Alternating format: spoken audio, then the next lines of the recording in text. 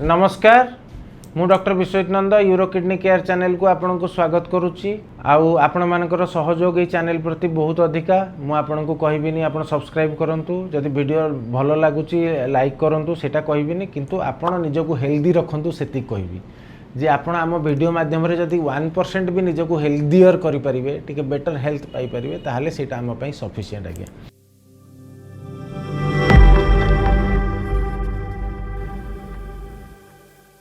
आज गोटे डिस्कशन करवा जोटा नॉर्मली बहुत जनकर होता है जे सहवास कला परे लिंगरे जंत्रणा अंडकोशरे जंत्रणा एवं परिस्रा पोड़ा सेटा कौ कंडीशन रे हो पार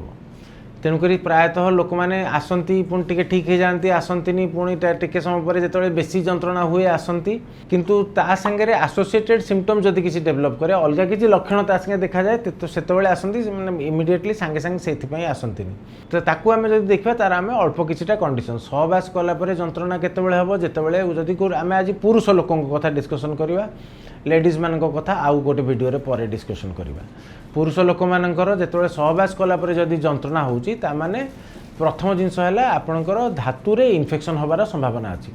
धातु इन्फेक्शन केमती हुए ना सही सहवास द्वारा हुए किंबा यूरिन इन्फेक्शन रु मध्य धातु को इन्फेक्शन आसी पारिबो सेटा आपण जानि रखंतु कहार धातु इन्फेक्शन होईची ता माने नुहे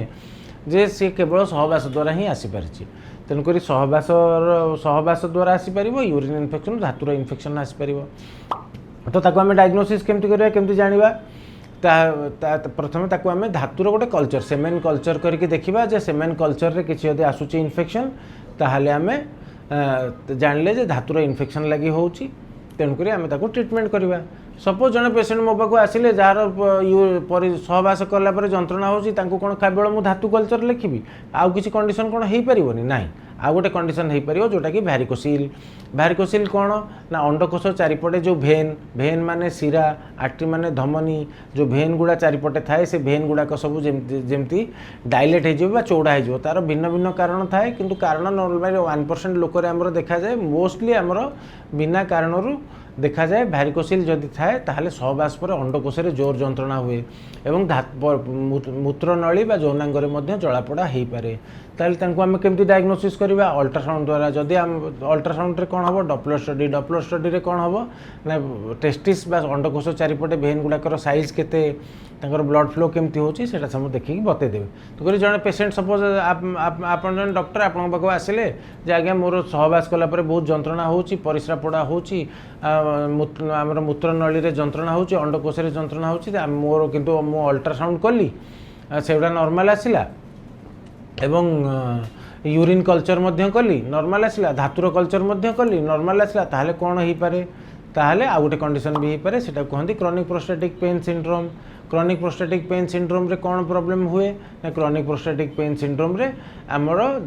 भिन्न भिन्न प्रकार सिम्पटम हुए सेटा गोटे साइकोन्यूरोलॉजिकल डिजीज से साइकोन्यूरोलॉजिकल डिजीज रो मेन कौन मेन है जे पेशेंट पाखे लक्षण थिबो किंतु टेस्ट सब नॉर्मल थिबो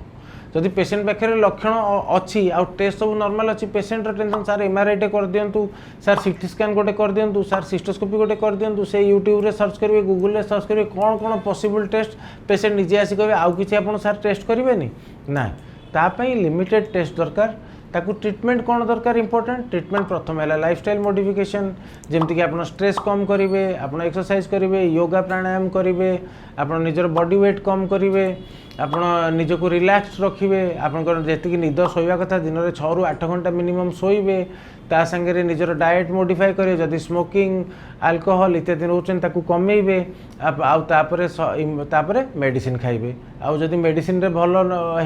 हवा होउची ता ठीक अछि जदि मेडिसिन रे भल न हैला ताले शॉक वेव थेरेपी नै परिबे तेणुक शॉक वेव थेरेपी मध्य बहुत भल काम करे सीपीपीएस रे तेणुक आमे आज जानले जे एई सहवास पर जंत्रणा रे जो 2-3टा कंडीशन अच्छी सेटा केमिति आमे डायग्नोसिस करबा केमिति आमे ट्रीटमेंट करबा एवं मु भाबुची आपण मानको ए वीडियोटी हेल्पफुल होबा एति कहि विदाय नउची नमस्कार।